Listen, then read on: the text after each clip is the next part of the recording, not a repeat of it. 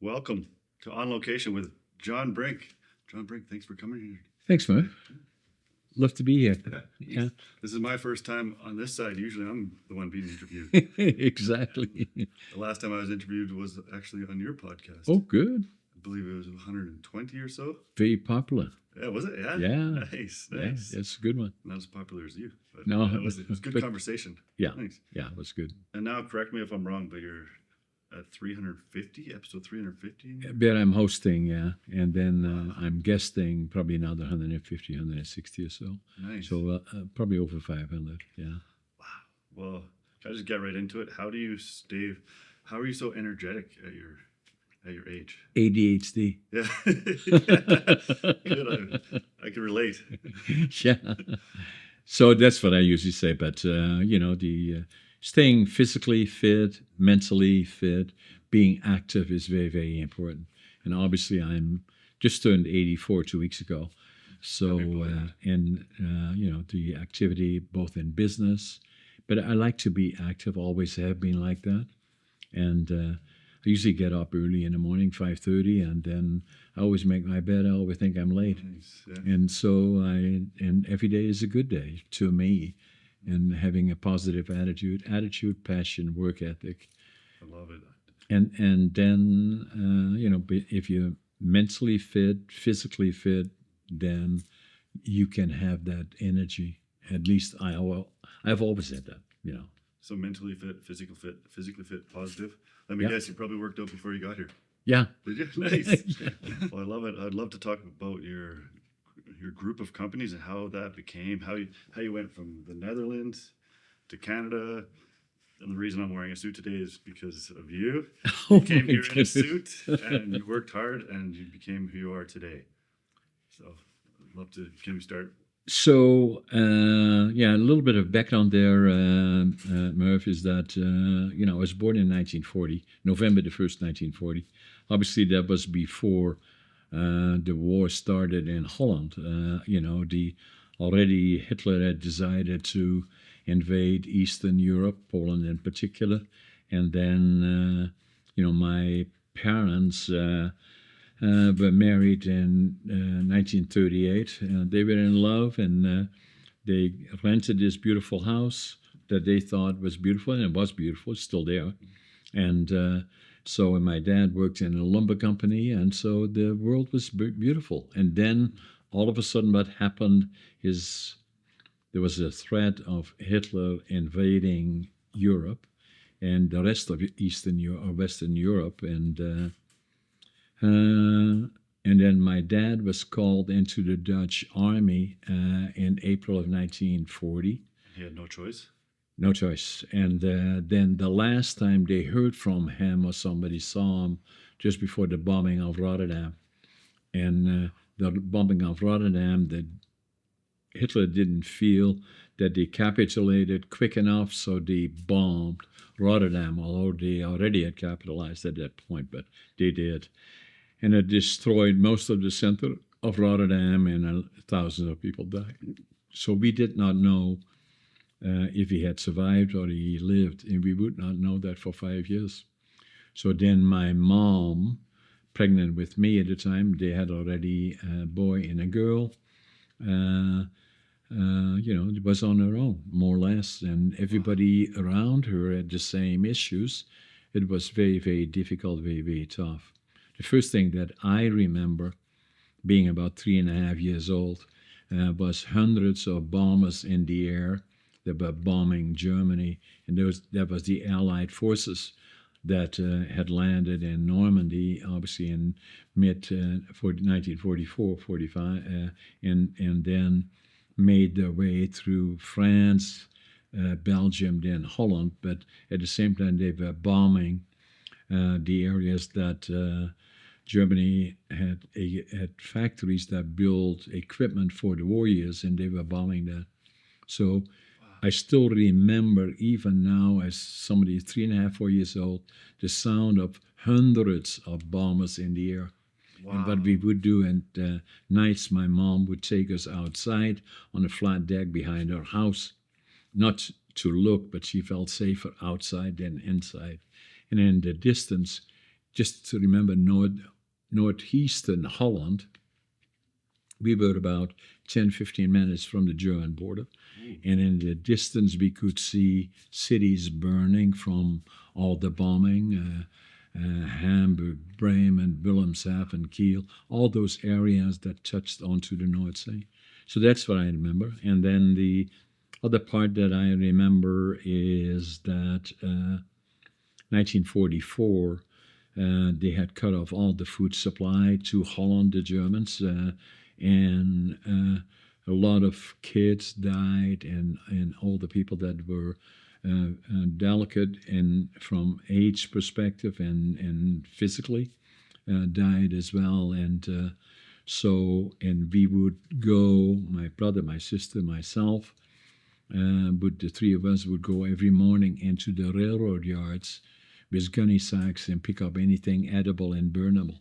And I can still remember the cold and the hunger. I can still feel that now, 80 years later, and then we were liberated by the Canadian Army as part of the Allied Forces, April the 12th, 1945, and it made such an impression on me, a 5-year-old kid, that I knew from that point forward that I would go to the land of my heroes, Canada. I wanted to build a lumber mill. Wow. And so when I arrived in Vancouver, went to the immigration department, and fortunately there was a fellow that was German, and I could speak some German. I told him what I wanted to do. I wanted to buy a lumber mill. He said, Prince George, that's where they're building lumber mills. That's where you should go. So I did that. Wow, so that's what brought you here. Took the Greyhound bus, 12, 13, 14 hours into BC, came off the Greyhound here with my suitcase, my 3 books, 2 sets of clothes, and I counted my money at least 3 times, and I had exactly $25.47. I love it. So you came with 3 books, and now you've lived here for how many years? And you've written 60. 60 years, and you've Yeah, written nearly 4 60. books. Yeah. Well, actually, I'm working on my 5th and the 6th one as well. Really? But, the things happen to people at some point in their lives where they change direction. And for me, at a fairly late age, when I was already 58 years old, or 2008, sorry, when I was 68 years old, I had a case of diverticulitis. And for those of our guests that are watching us, diverticulitis is, I always say, I'm not a doc or a medical guy, but I know is if you have pain on the right side, likely they would say appendix. On the left side, it could be diverticulitis, and it deals with your colon in particular. And so in my case, I had a rupture of the colon that then the toxins start attacking you, healthy organs, and you have a limited amount of time to do something about it. But I have a very high threshold for pain, so I made my way into the hospital. I just got there in time. The operator took 20 centimeters out of my colon, and the doc said the following day, you came that close. So I knew what I had to do is I had to get a trainer, and I did that. In 2009, from that point forward, when I recovered from my operation, and then the other thing that I did, I became more serious about diet, and I became a vegan, so that I was much more conscientious. I call it 80-20. Okay. And so that's pretty much 15 years ago. After I had been going to the gym seriously, the reason that I need a trainer is to make sure that I did the right things, because gyms can be intimidating places, and so not so much now, but then, but the other part that was important, I work by appointments. When I have an appointment, I make sure I meet that because somebody counts on me doing that. So I did that for about 6 years, and then one day somebody came up and said, "Hey, John, have you ever thought competing?" I said, "Me? Yeah." I said, "Well, why not, right? A challenge." And so I started competing, and then... How old were you then when you started competing? Competing, I was probably 70, early 70s, 73, 74. So I started going to the gym in 2009 and took about 6 years, in that area, 2004 to Okay. Is that when you started writing books too? yeah, well, in and around that time. Following that, really. Okay. So in any event, then I started going to the gym, then started competing first in northern BC, and came in second in bodybuilding, third in physique. So I've already said to Arnold, I'll be back. Yeah, I like it. And you're writing another book at the moment. You said 2 books? Two books, actually. The one book that I'm writing is on communications. It's so critically important of all different levels of becoming a good communicator and all different levels. And I believe it's something that is not being respectfully taught as well as it could be. And again, it's very, very important, not in life in general, but also in becoming in leadership or becoming entrepreneurial or business person of some sort. So that's why I wrote the book about it. It comes out, I think, in June or July. It's pretty much done. I love it. So can we talk about where you are now with the bids with Canfor? Yeah, so basically, let me put it this way, is that obviously the objective for me was to build a lumber mill. That's what I did. A number of other ones, but especially manufacturing, secondary manufacturing. And, so that's what I started doing 50 years ago in 1975. And then, so for the companies that I've had under the Brink group of companies, and then the one silo, we have 4 silos actually. The one silo is lumber manufacturing, especially secondary manufacturing, but also primary. And the second silo is warehousing, distribution, and logistics. The third silo is residential, commercial, and industrial. And then the other silo, the fourth one, is media. And I do books, podcasting, obviously, and then planning to set up a platform that will become a global platform, virtually going 24/7. And so a different model from what I'm doing now in terms of podcasting. Coming back to all the silos is that lumber manufacturing in particular, we've been quite successful, probably the largest secondary manufacturer in the lumber industry. And saying what is secondary manufacturing is that the input fiber is lumber, not logs. And and that has grown substantially. And obviously, I'm trying to expand that further. Obviously, the industry, as you already indicated, has challenges right now, and not only in British Columbia but in North America.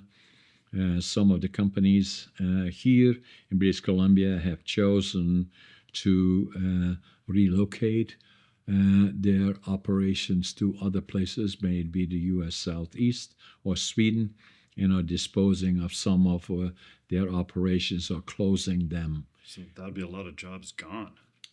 Thousands and thousands of them, no question about it.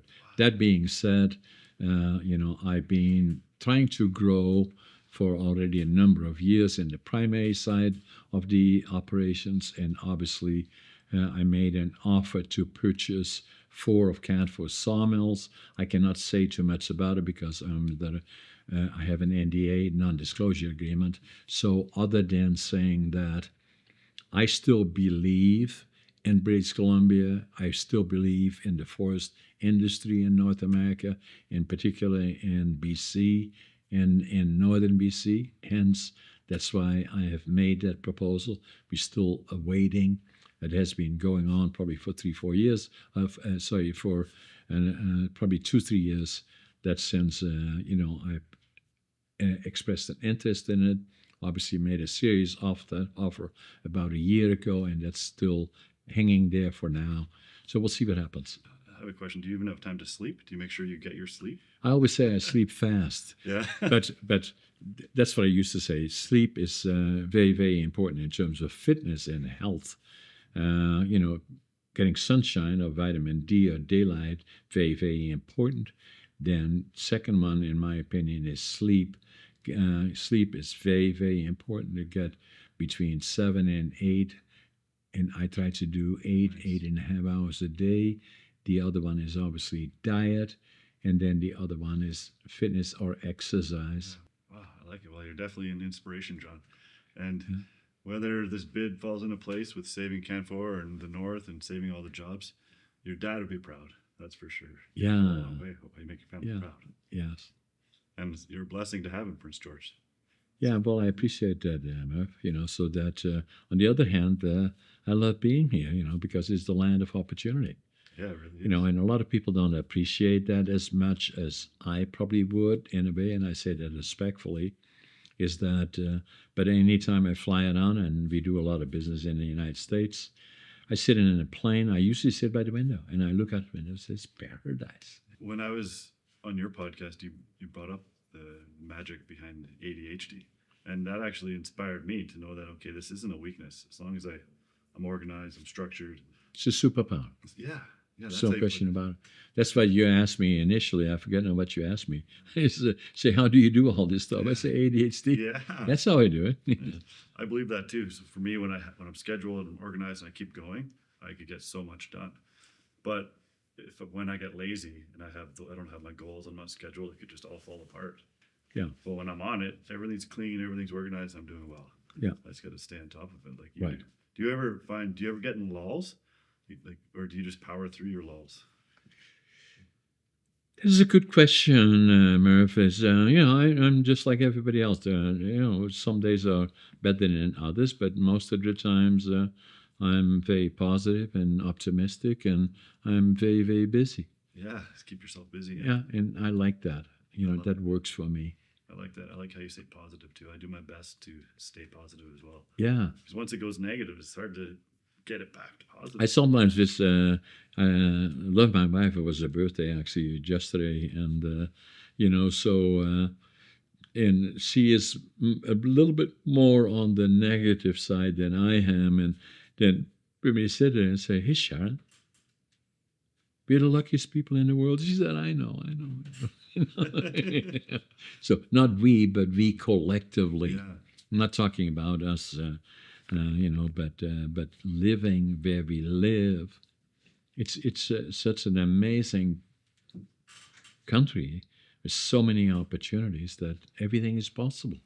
I agree. And what is discouraging a lot of times, Murph, is that that I don't always see that motivation in younger people. That we employ a lot of people under normal circumstances, probably around 400. And and a lot of times people will not show up. Won't even show up to work. Yeah, and so for me, I cannot imagine that. Yeah. So that so it's the land of opportunity. Yeah. I've noticed that here in Prince George too. I got to keep it positive, but with some of the youth. When I'm an athlete, I grew up a volleyball player, and we would go to every practice.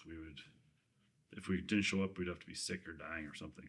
Yeah. And that was the mentality then. And you go there and you try hard, you don't leave early, and you're there early, you do your best. Yeah. And then you go home. But I've noticed some athletes won't even show up to practice with not even with an excuse. No. Not even a reason, not even a message. Yeah, and that's the amazing part about it. So. And I'm like, okay, how do we stop that behavior from happening? So what I say, I write in my books for one, and wherever there is an opportunity to present to younger people is the other thing that I do is I think is so important to think about Remembrance Day in particular. I usually try to speak at least one or two schools about what does it really mean, the 2 minutes of silence? Why is it important? And this year, May the 11th or so, we did a presentation at Kelly Road School. That's right. So I think, Yeah, I think we had about 1,000 kids. Nice. Amazing. Yeah, And was the 2 minutes yeah, of silence? yeah. About. I was there, and when Germany invaded Holland. I was there when there was no food. I was there when the Canadian Army pushed out the Germans. I saw people being dragged out of their houses. I saw people being shot and all the other things, and so the point that I'm making is how quickly things can change, and that's usually part of my presentation. There you go from this happy family that's living there and blah blah blah, and you go to the store and you do all of this, and all of a sudden everything changes overnight. And you will never be the same again, likely in your lifetime. Hopefully. In a lot of I'm talking in a general sense, not about you, Yeah, but saying that for us, the war years and what followed changed my life. Still today, PTSD and a child, still part of my life. And then for my parents, it never really disappeared for them. My dad developed a drinking habit, not excessive, but it still became part of him, and is basically not dealing with the emotions and all the trauma that he had been exposed to. There's no question in my mind about that. So the point that I'm making is that if you have war, and the war years, once the war is over, everything goes back to normal? No, it doesn't. It may take a generation, could well take two.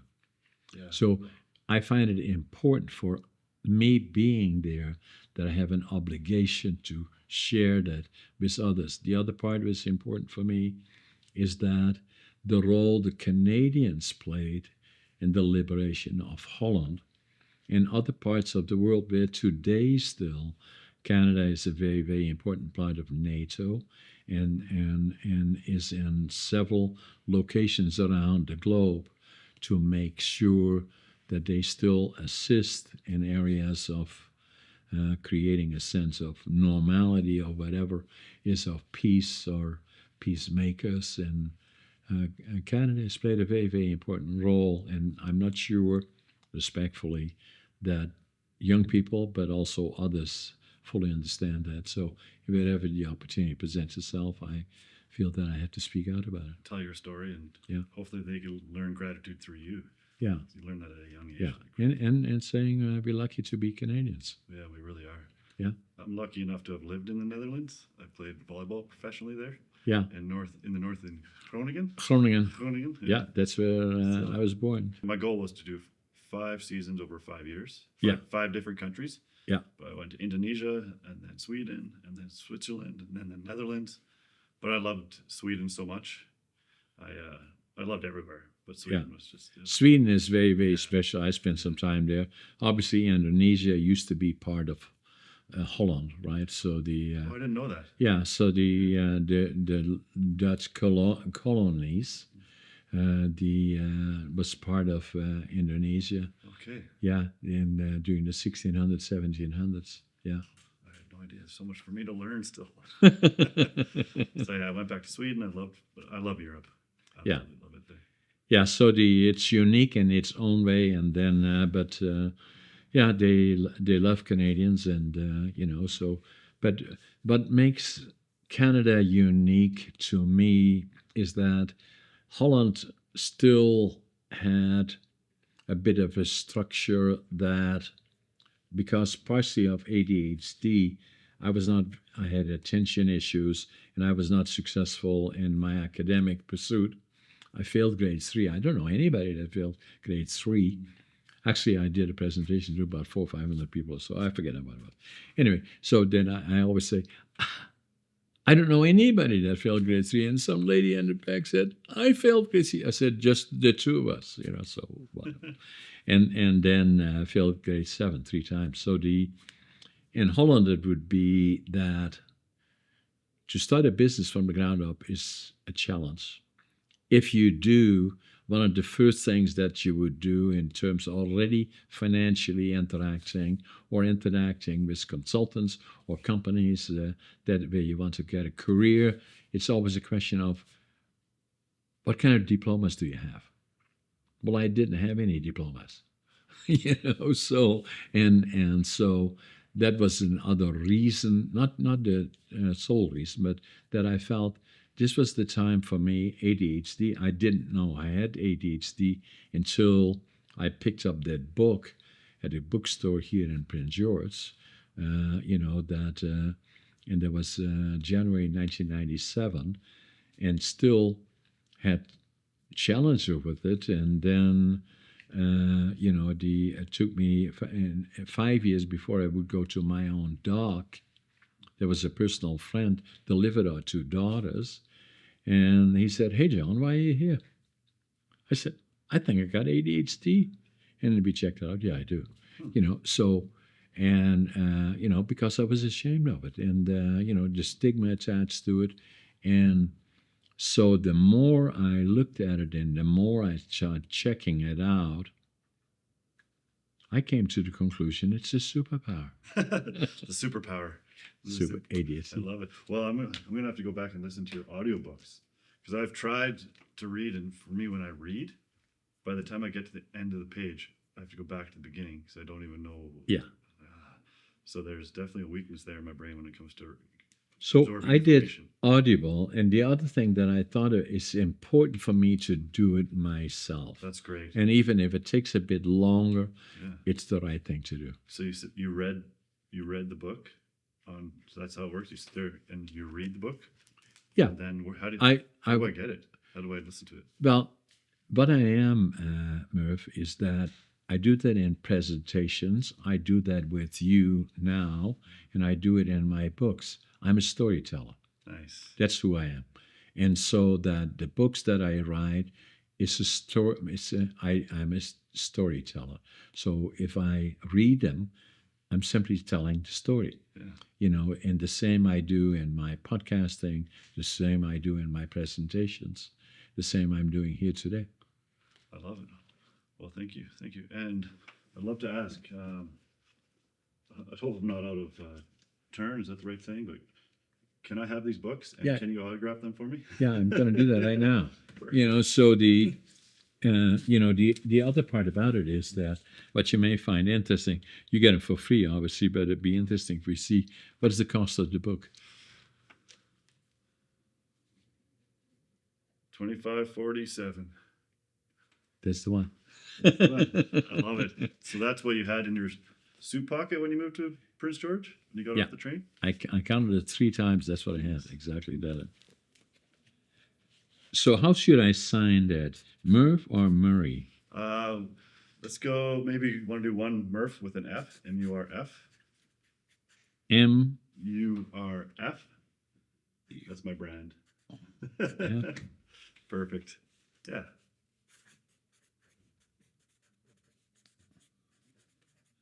I got 1 too much E's in there, but you will know it. How about the other ones? Maybe we'll do the rest. My real name, Murray. Murray, 2 R's? Yeah, 2 R's, A-Y. M-U-R-R-A-Y. 2 M-U-R-R. A-Y. Yeah, 2 R's. A-Y, all the best. So the other one that I do is on communication, but I didn't tell you the other one. Yeah. Is that for about 20 years I've been working on a book about the forest industry in British Columbia. In the 1950s, there were up to 800 sawmills in the region here. Wow. And then they consolidated. Big companies came in, and it was a boom town. Now, 60 years later, the industry, and I don't want to scare anybody, but for all intents and purposes, there were mills all throughout northern BC, right up to the Yukon border. There are cities like Fort Nelson, no more mills. Soon to be in the next 2 weeks, Fort St. John, no more mills.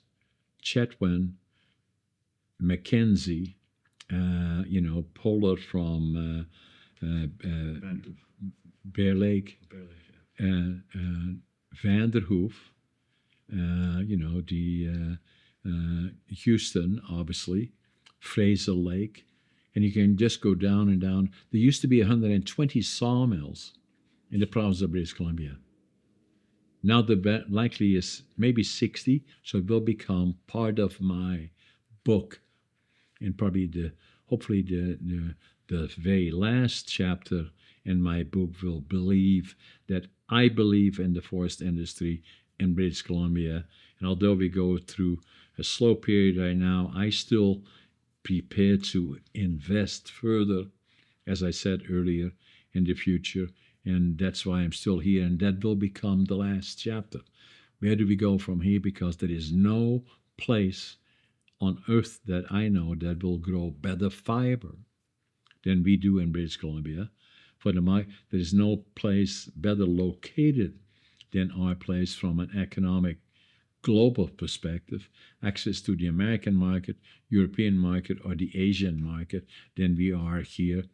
So we have all the other infrastructure, railroads, roads, air, all that other stuff is already in place. Schooling, we can do more in terms of training and skill sets is a challenge still for us, but everything is here. Thanks for helping save Northern British Columbia. Well, I love Canada. I love Northern BC. Okay, perfect. Well, this is a perfect time to end it then. Okay. Thanks, John. Thanks, Murph. Appreciate it.